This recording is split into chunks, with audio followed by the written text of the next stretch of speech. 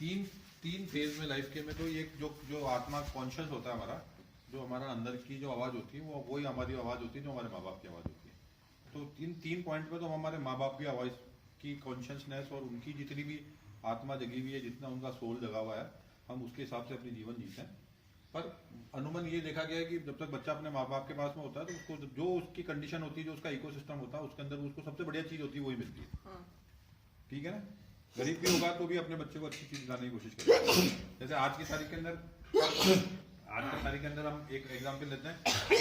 हमारे अजमेर के अंदर वो एक हमारी बेट हमारे काम आती है, उनकी एक बेटी है, तो वो अपनी बेटी को वो वही दिलाने की कोशिश करते हैं जो बेस्ट है। वो क्या नाम है उनका, सुल्ताना, और उनकी वाइफ बेस्ट कोशिश करती है। वो वही बातें कर रही है जो तुम बातें कर रहे हो, वही वो बातें कर रही है। वो क्यों कर रही है? क्योंकि अभी तक उस पर इन्फ्लुएंस उसकी मदर का है। तो माँ बाप की सोच बेटे के बराबर में आके, चाहे कितना ही अमीर आदमी हो, कितना ही गरीब आदमी हो, बच्चे के लिए माँ बाप गरीबी के हिसाब से नहीं सोचते, वो बेस्ट सोचते हैं। और वो it comes to the same level. तो सुल्ताना जो आज उसके लिए क्या नाम है लड़की का, समीना के लिए जो सोच रहा है वही तुम्हारी माँ तुम्हारे लिए सोचती। कोई फर्क नहीं है, तू कर सकता है, फर्क नहीं सोच सकता ना।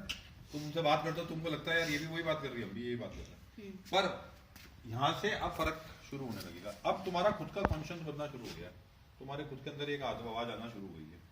आती है ना कि मैं बोलता हूँ उठ जाओ, तो तुम बोलते हो अरे यार थोड़ी देर और सो लेते हैं। अंदर से एक आलस पकड़ रहा है कुछ, फिर बस सो तो रहे पर मन में बोल रहा है यार घर तो गलत रहे।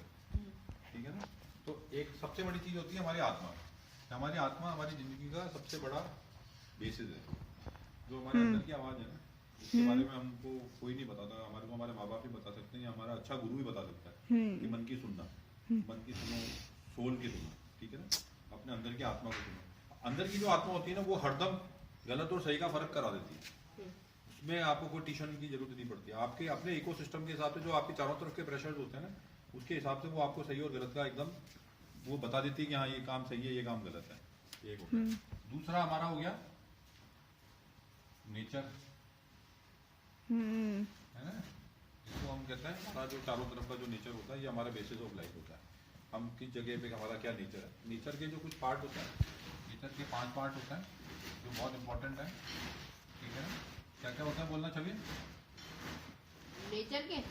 Air, water, soil, surroundings, fire, water, soil, land, soil, land, और बोलो फायर, फायर, सॉइल, नहीं, लैंड होता वगैरह, डब, आकाश, आकाश, स्काई, ये हम 5 तत्व होते हैं जिनसे हम बनते हैं। नेचर का मतलब ये होता है। नेचर का और कोई मतलब नहीं होता। नेचर के 5 का यही मतलब होता है। पानी, हवा, जमीन, लैंड, फायर और आकाश। ठीक है। अब इन चीजों से हम बने हुए होते हैं। अगर हम अगर हमारा देखा जाएगा ना, देखो these are the 5 things which are we are made up of. तो इन सब चीजों से हमारे क्या रिलेशनशिप होती है, ये हमारा सबसे इंपॉर्टेंट पार्ट है लाइफ का।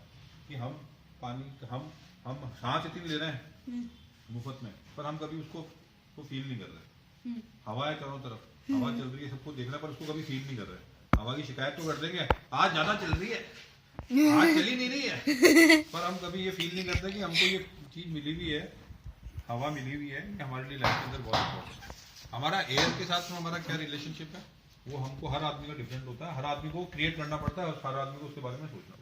ऐसे ही पानी है, पानी हम खूब यूज करते हैं, खूब काम में लेते हैं, हाथ धो रहे हैं, पानी पटक रहे हैं, पेड़ में दे रहे हैं, इधर उधर दे रहे हैं, पर कभी हमने कॉन्शियसली हमने कभी पानी से संवाद किया, या हमने सोचा है पानी के बारे में, कभी हमने खुले दिमाग से कभी सोचा है कि यार ये पानी है, ये क्या शक्ति है, इसको हमको कैसे संचय करना चाहिए, इसको हम कैसे यूज करना चाहिए।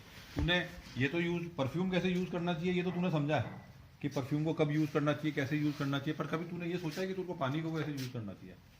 कि पानी के परफ्यूम की कोई औकात नहीं है पानी के सामने, है ना। तो भी तू परफ्यूम को तो बहुत ढंग से यूज करेगा, बहुत संभाल के यूज करने की कोशिश करेगा, उसको सोचेगा कि दुनिया की सबसे महंगी चीज है मेरे पास है, जो मेरे पास नहीं है।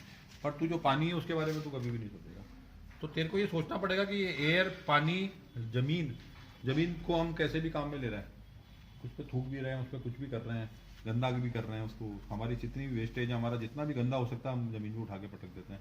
तो क्या है कि हमारा जो इम्पोर्टेंट लाइफ का हिस्सा है, हम उसके साथ में ढंग से तमीज से काम कर रहे हैं या नहीं कर रहे, कर रहे हैं या नहीं कर रहे हैं, सोचा नहीं ना। अब उम्र आ गई है सोचने